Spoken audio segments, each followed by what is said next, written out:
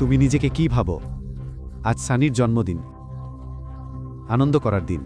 অভিনব রাগী চোখে হারদেবের দিকে তাকালো।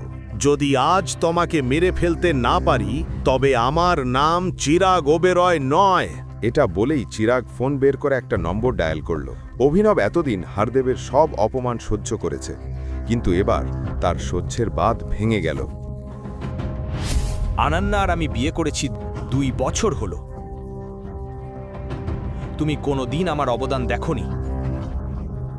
তুমি সব সময় আমাকে অপমান করেছো, হেয় করেছো। আমি এই চটটা সব সময় মনে রাখবো। আর যে কুকুরটাকে তুমি 2 বছর ধরে পালছো সে আজ যাচ্ছ। আর হ্যাঁ, সে ঘেউ ঘেউ করছে না, কামড়াচ্ছে। যদি তুমি চাও আমি আবার তোমাদের বাড়ি ফিরি, তবে সানিকে আমার কাছে ক্ষমা চাইতে হবে। তাকে আমার পায়ে পড়ে নাক ঘষতে হবে।